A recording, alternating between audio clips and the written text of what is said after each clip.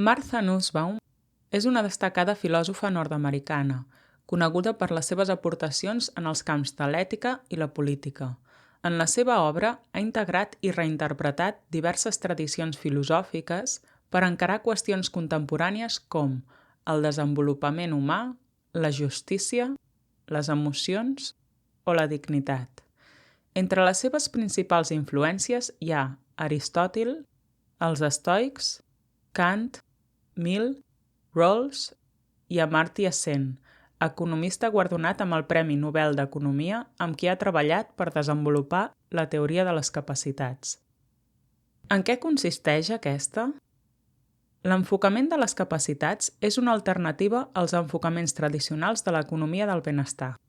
Durant molt de temps, els economistes i dissenyadors de polítiques han mesurat la qualitat de vida d'un país en relació al seu producte interior brut.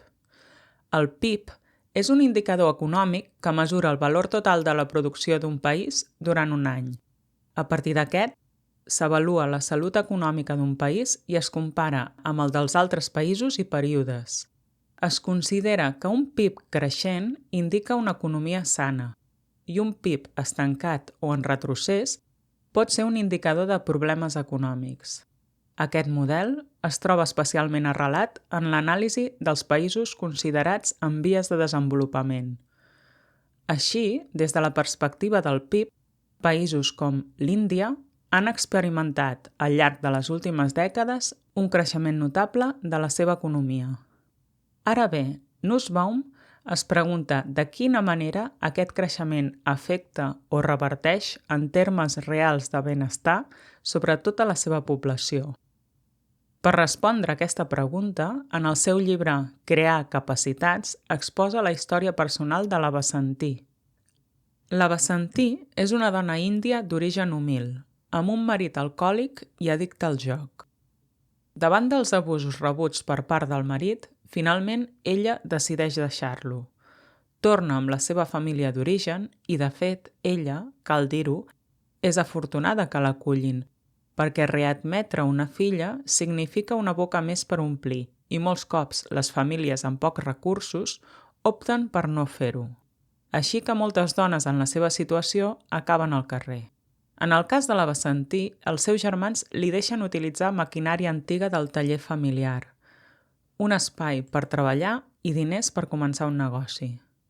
Com que dependre econòmicament dels seus germans no és factible a llarg termini, ella demana un crèdit a l'ONG SEWA, Self-Employed Women's Association, que és pionera a la zona i que treballa amb dones pobres.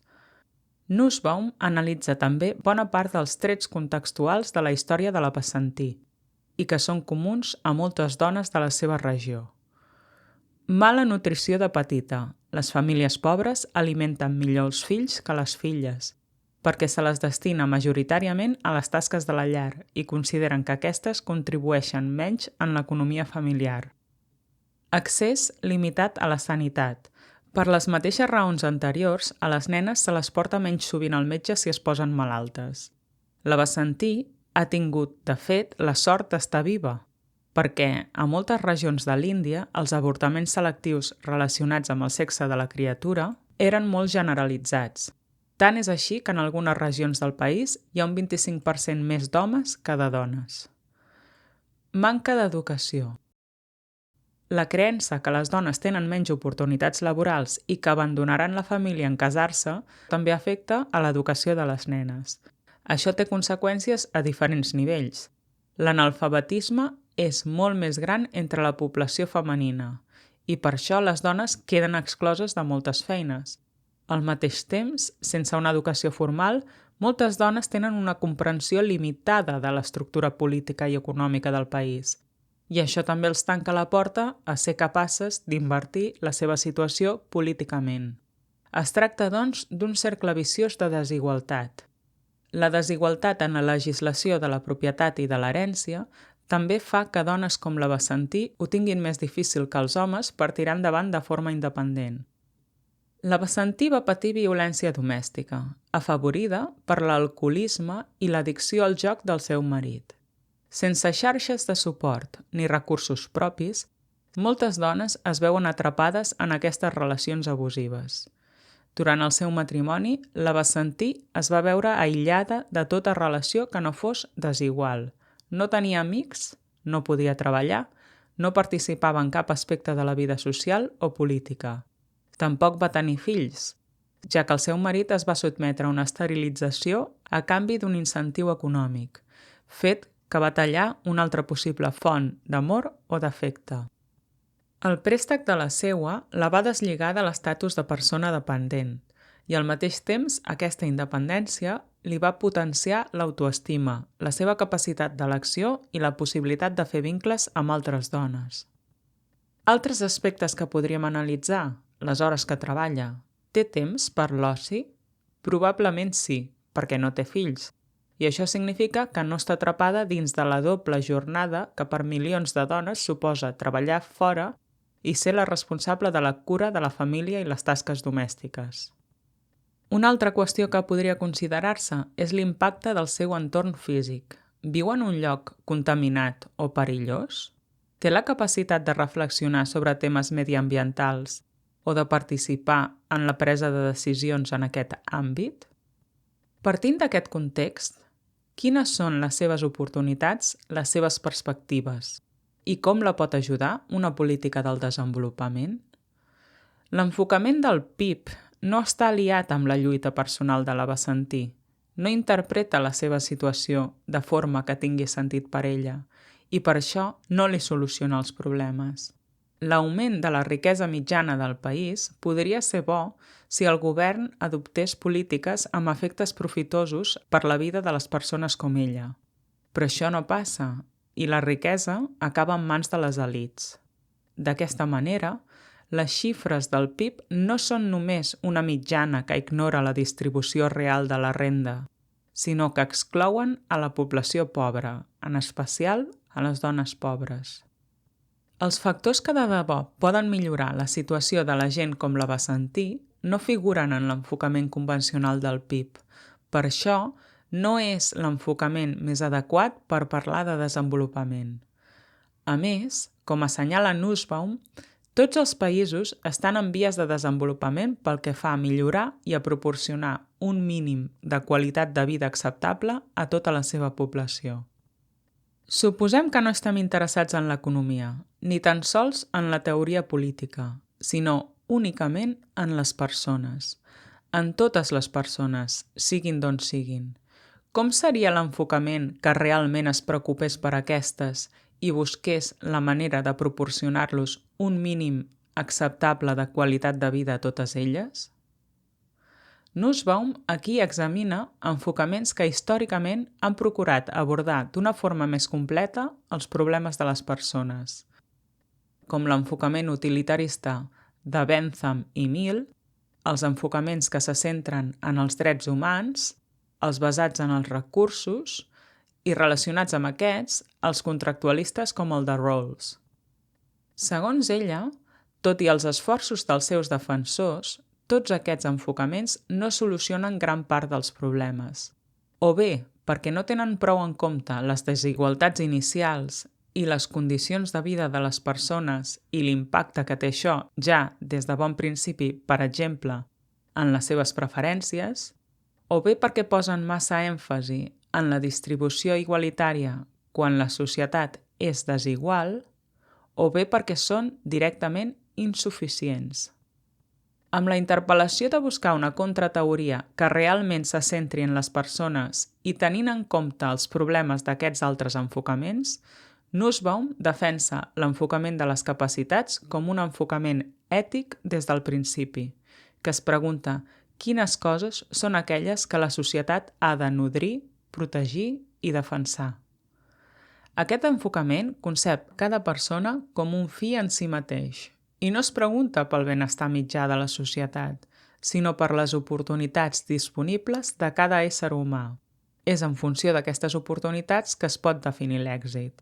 Això significa que també està centrat en l'elecció o la llibertat, perquè les oportunitats, les capacitats, són llibertats substancials. En aquest sentit, també està compromès amb el respecte a les facultats d'autodefinició de les persones. intenta posar el focus en la qualitat de vida i la justícia social bàsica, i també s'ocupa de la injustícia i les desigualtats socials arrelades, en especial a les manques de capacitats per causa de la discriminació o la marginació. S'alinea amb els drets humans, perquè també té l'objectiu de garantir condicions dignes per totes les persones, però a més, treballa perquè siguin efectius. Calen accions positives que garanteixin que les persones puguin exercir-los realment. Per exemple, per erradicar el racisme i el sexisme als Estats Units, cal alguna cosa més que el simple reconeixement formal d'igualtat de tracte per tothom. Per això, assigna una tasca urgent a l'Estat i a les polítiques públiques per millorar la qualitat de vida de totes les persones. Tenint clar tots aquests punts, què són les capacitats? Com les defineix Nussbaum? Ja hem vist que les anomena llibertats substancials, però com que és conscient que podem entendre el terme en diferents sentits, introdueix una sèrie de distincions. Les capacitats no fan referència a les facultats innates de les persones. Aquestes se situen en l'àmbit biològic de l'ésser humà i Nussbaum les anomena capacitats bàsiques. Tampoc descriuen les habilitats o les destreses que una persona va adquirint al llarg de la vida, que se situen en l'àmbit de l'aprenentatge i que anomena capacitats internes. Per Nussbaum, les capacitats són la suma o combinació de les capacitats internes i les condicions de context social, econòmic i polític, i per això també les anomena capacitats combinades. Són un conjunt d'oportunitats interrelacionades entre si que estan a disposició de la persona en un context i que li permeten poder escollir i actuar. Important. Tot i que estan relacionats, no hem de barrejar el significat de capacitats amb el de funcionaments. El funcionament és la materialització, la realització activa de la capacitat. Les capacitats són essencialment oportunitats i per això són les respostes a la pregunta «Què és capaç de fer o ser una persona?»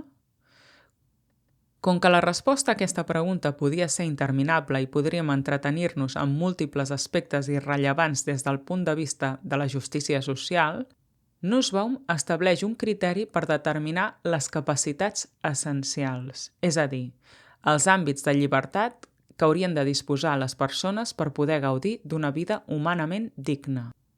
Ens diu que un ordre polític acceptable està obligat a procurar a tots els seus ciutadans un nivell llindar de les següents 10 capacitats centrals. 1. Vida. Poder viure sense morir d'una forma prematura. 2. Salut física. Poder gaudir d'una bona salut, incloent-hi la reproductiva, rebre una alimentació adequada, disposar d'un habitatge digne. 3. Integritat física. Poder moure's lliurement. Estar protegit d'atacs violents. 4. Sentits, imaginació i pensament. Poder desenvolupar habilitats intel·lectuals i creatives gràcies a una educació adequada. 5. Emocions. Poder sentir vincles, estimar, experimentar el dol i tenir un desenvolupament emocional respectat. 6. Raó pràctica. Poder reflexionar críticament, formar-se una concepció del bé i planificar la pròpia vida. 7. Afiliació. Poder viure i relacionar-se amb els altres, mostrant empatia i contribuir a la comunitat. 8. Altres espècies. Poder viure en relació propera i respectuosa amb els animals, les plantes i el món natural. 9. Joc o oci. Poder riure, jugar i gaudir d'activitats recreatives per al benestar social i personal. 10. Control del propi entorn. Polític, poder participar de forma efectiva en decisions polítiques que governin la nostra vida i tenir el dret a la participació política, a l'associació i llibertat d'expressió. I material, poder accedir a propietats i oportunitats laborals en condicions d'igualtat. Segons Nussbaum, aquesta és una proposta universal basada en els seus estudis fets arreu del món. Però no és una llista tancada, sempre es pot ampliar i és prou flexible perquè cada nació la pugui concretar i adaptar sense sacrificar-ne cap als seus trets culturals, històrics i tradicionals. Això sí, cal tenir en compte que les capacitats pertanyen, en primer lloc, a les persones individuals i només, en un sentit derivat, poden pertànyer a un col·lectiu. Com que són qualitativament diferents, cap nació pot satisfer la necessitat d'una determinada capacitat donant a les persones una gran quantitat d'una altra. Tampoc les pot compensar amb diners. Posem per cas que les condicions socials fan que sembli impossible garantir un nivell llindar de les 10 capacitats per tots i s'ha de triar entre capacitats.